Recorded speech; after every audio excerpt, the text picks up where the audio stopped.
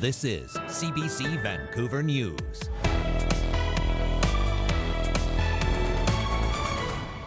There's a lot of kids that don't fit in and fall into the sports, and band is a team. It's a place for kids that are creative and unique. A multi-million-dollar budget shortfall is threatening the future of some school programs in Surrey, including music programs. Why some parents are worried.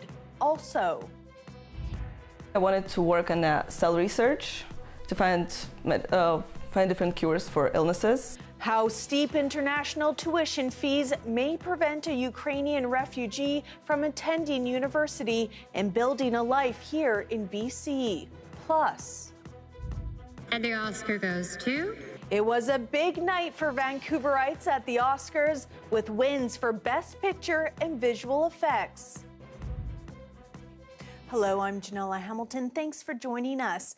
BC's largest school district says it's facing a massive budget shortfall this upcoming school year, pointing fingers at a lack of provincial funding and inflationary pressures amid rapid student growth. And as Saurabh Sandhu reports, the funding constraints could mean cuts to some school programs. Amy Kinweg's two sons have been part of the music program at Surrey Central Elementary School. Her 11-year-old daughter is excited to be in the same program when she's older. Wants to play a trumpet like my brother Jeremy. But Isla's dream to join band in grade 7 may not happen. The Surrey School Board says it's considering cutting elementary band programs across the district in the face of an anticipated $16 million budget shortfall next school year. And that has parents like Kinweg worried. Come up with the money.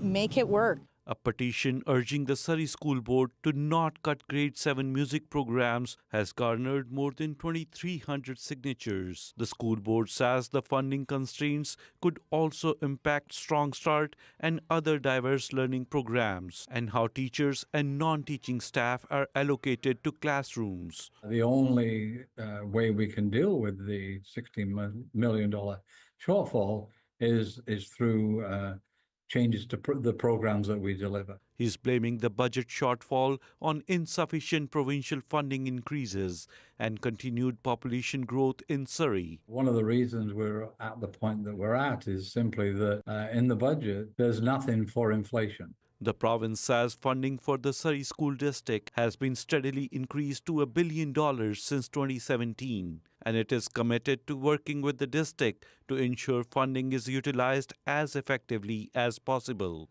We're getting increasingly frustrated that the answers from the Ministry of Education seem to be that districts need to handle their funds better.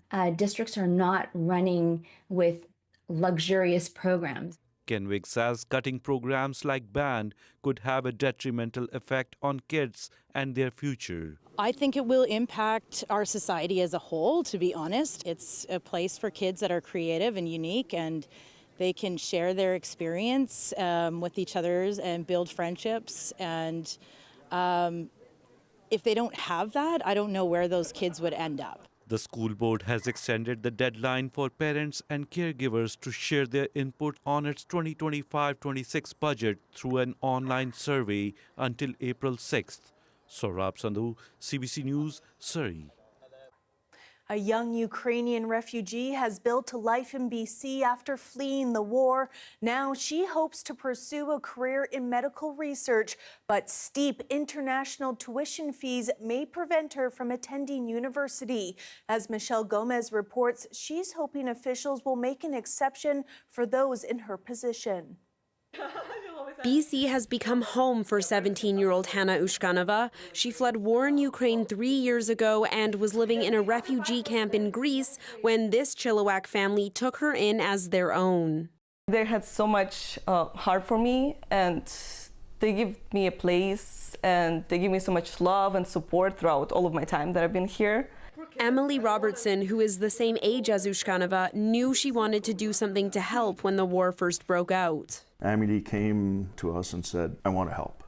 I want to find somebody that can live with us, help them get settled in Canada, away from the war. The two have quickly become like sisters, and despite the adversity she's faced, Ushkanova has been thriving in school and has been accepted to study sciences at UBC. I wanted to work on cell research to find different cures for illnesses. But the family says they can't afford the steep international tuition fees. In 2022, the province temporarily mandated universities to offer domestic tuition rates to Ukrainian students entering under the emergency visa like Ushkanova, but UBC has now ended that policy. They're not like a regular international student who's coming from perhaps a position of wealth, so it's impossible for them. There are other universities in Canada that still offer domestic tuition to Ukrainian refugees, such as the University of Alberta, but for Hannah, moving would mean no support system. She's uprooting her whole life again, and if she stays in BC, we're here to support her. We'll continue to be right by her side through everything. I think I feel like this place is my home now. UBC said it is aware the federal government recently extended the deadline for Ukrainian refugees to apply for a new study permit and will discuss the possible implications in the days ahead. Meanwhile, the family says they've reached out to UBC as well as the province, but haven't heard back. Michelle Gomez, CBC News, Chilliwack. Police are looking for a suspect in Surrey after a man was allegedly attacked at Holland Park Saturday evening. At this time, no one has been arrested. The suspect, however, is described as a black male in his 30s with a slim build and clean-shaven and wearing all dark clothing. We don't believe at this time that the attack was random. We believe it was targeted. Police say the victim was assaulted with an edged weapon and had minor injuries. After the attack, the victim made his way to a business next to the King George SkyTrain station. That's where he was taken to the hospital by paramedics before being released later that night. Anyone with information is being asked to contact police. With only days to go until President Donald Trump is expected to hit Canada with massive U.S. tariffs, protesters waving Canadian flags gathered outside the Vancouver Art Gallery, calling on Ottawa to take a visible and united stance. Let's stand together for Canada! 25% tariffs on Canadian imports are expected to come into effect on Tuesday. Experts say with the details of the U.S. tariffs still muddy, a lot of BC businesses are facing uncertainty. My feeling is a lot of trepidation by consumers, by businesses, about the serious impact that this is going to have on business owners as well as us as consumers in terms of their spending and basically the cost of living. He says BC business owners who deal with U.S. clients and suppliers will be most impacted, like steel, aluminum, and lumber businesses, and that will have a ripple effect on construction costs, the automotive industry, and goods like wheat and canola and pork and beef will most likely increase in price. He adds retaliatory tariffs from Canada will do even more harm to businesses.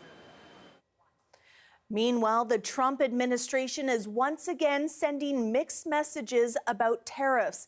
The latest shot suggesting it may not be as high as first threatened. The CBC's Katie Simpson has the details. Ahead of what's expected to be an explosive week in the Canada-U.S. relationship, President Donald Trump returning to Washington, poised to make his final decision on tariffs. There are new suggestions. The tariff threat may not be as severe as initially promised. That is a fluid situation. There are going to be tariffs on Tuesday on Mexico and Canada. Exactly what they are, we're going to leave that for the president and his team to negotiate. Trump has threatened a 25% tariff on Canadian goods, a lower 10% tariff on Canadian energy, a 25% tariff on Mexico, and an additional 10% tariff on China. On Fox News, the Commerce Secretary repeatedly saying the numbers could change. Exactly what they're going to be, I'm going to leave that for the president to decide. He's got great advisors. I'm obviously at the table with him. While the Trump administration says these tariffs are about improving border security, the goalposts continue to shift. the latest demand. The Treasury Secretary says Canada and Mexico should impose tariffs on China. The Mexican leadership has offered to do that. We haven't heard from the Canadians, but I think that'd be a very good start. Trump had initially warned Americans to brace for tariff-related cost increases, but now he's dismissing concerns that his plan will make life more expensive. It's a myth. It's a myth that's put out there by foreign countries that really don't like paying tariffs.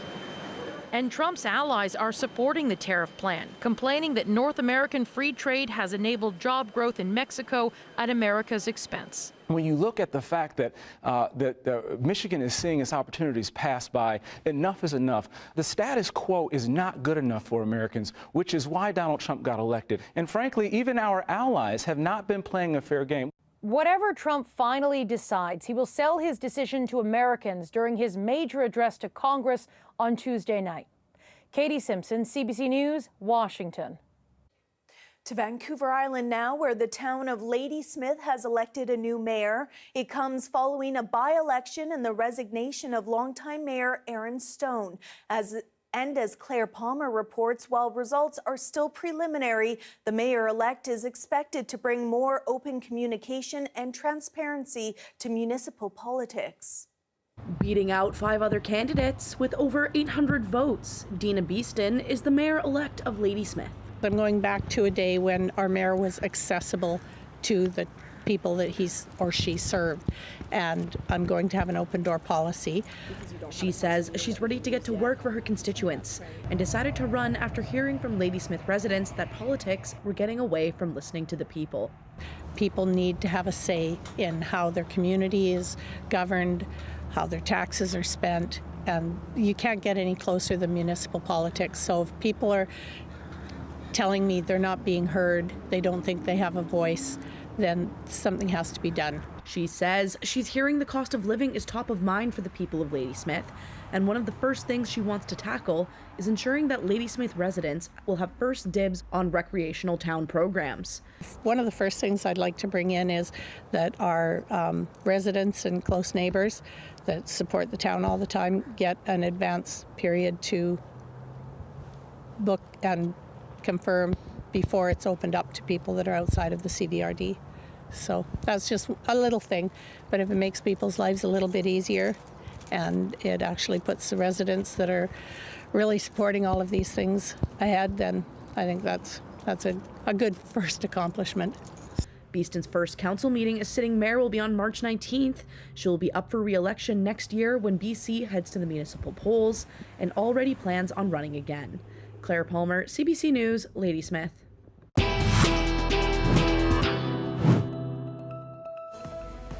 Still to come, Israel stopped the entry of all goods and supplies into the Gaza Strip, citing differences with Hamas on how to proceed with the phase 2 of the ceasefire. That's next.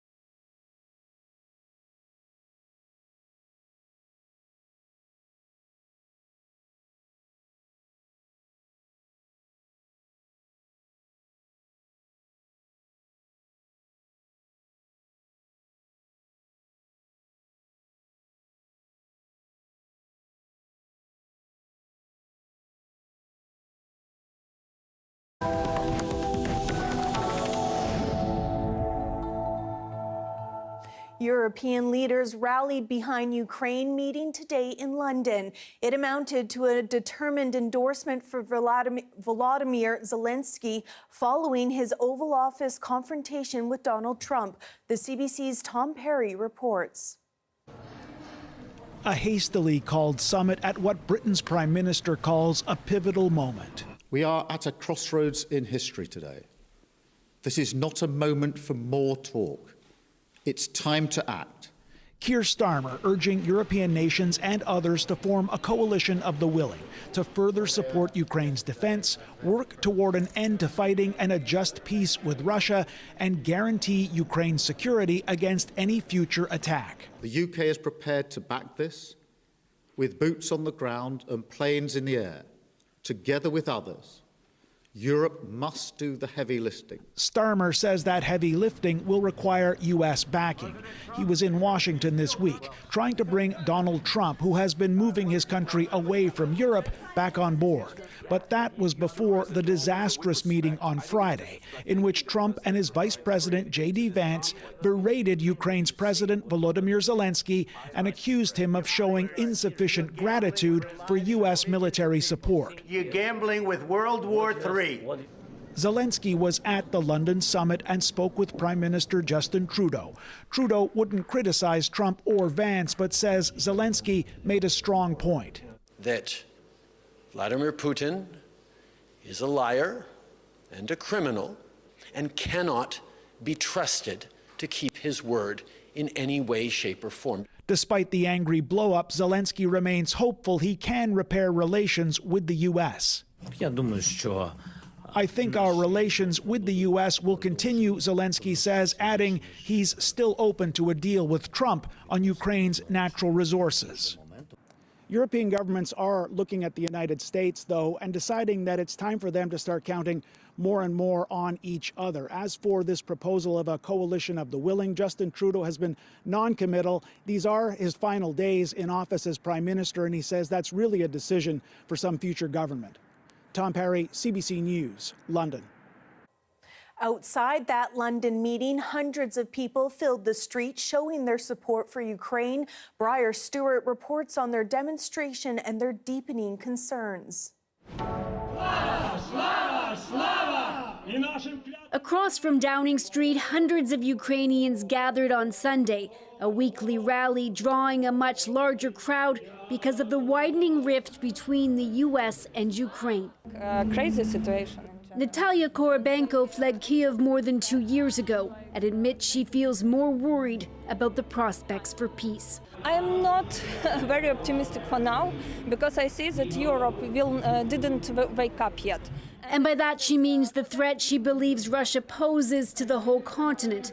Like everyone else here, she watched Volodymyr Zelensky's combative meeting with U.S. President Donald Trump and Vice President J.D. Vance. Your country's in big trouble. The exchange and possible implications elicited anger and fear among Ukrainians. I think it was a pure provocation from Trump and Vance. I think they knew what they were doing. They were probing Zelensky, and then he beat. Putting the U.S.-Ukraine relationship under even more strain, further complicating the already tenuous prospects for peace. Ukrainians believe they're going to have to depend more on Europe and on countries like Canada to not only come up with a peace plan, but to find a way to help enforce it on the ground. But now the idea of peace seems far off to those living through nightly attacks. At least one person was injured in a drone strike in Zaporizhzhia late Saturday. For some in Kyiv, Sunday morning was a time for prayer and reflection, a hope for calmer days ahead. I want to believe that the American administration is now past its emotional and turbulent peak, says this man. While the politics continue to play out beyond the country's borders, Ukrainians will keep trying to survive the war. Briar Stewart, CBC News, London. Israel has blocked aid shipments into Gaza. The move comes with the ceasefire's first stage expired and Israel and Hamas at odds over how to proceed. The CBC's Sasha Petrusik reports. In the rubble of Gaza, Palestinian Muslims mark the start of Ramadan. Finally, enough food on the table after months of war shortages. But the aid they've come to expect during the 6-week ceasefire has abruptly stopped. Trucks blocked at the border now by Israel. Enough war, says Mohammed al-Jarusha. We have a right to life. Israel says now that the first phase of the ceasefire agreement is over, it has no obligation to allow aid. We fulfilled all our commitments until the very last day. It says it's ready to talk. Negotiations should be connected to release of hostages. Aid will start flowing, Israel says, as soon as the 59 still held start being released. About 24 of the remaining hostages are thought to be alive. During the first phase, almost 2,000 Palestinian detainees were set free in exchange for the 33 Israeli hostages. Now, Hamas says it wants to stick to the original deal, which sees all hostages freed in a second phase once Israel withdraws from Gaza and ends the war, something it's reluctant to do. But blocking aid violates international law, say UN officials, aid groups, and mediator Egypt. It's unacceptable to use aid as a weapon for collective punishment and starvation, says Foreign Minister Badr Abdelati. Hamas calls Israel's move cheap extortion.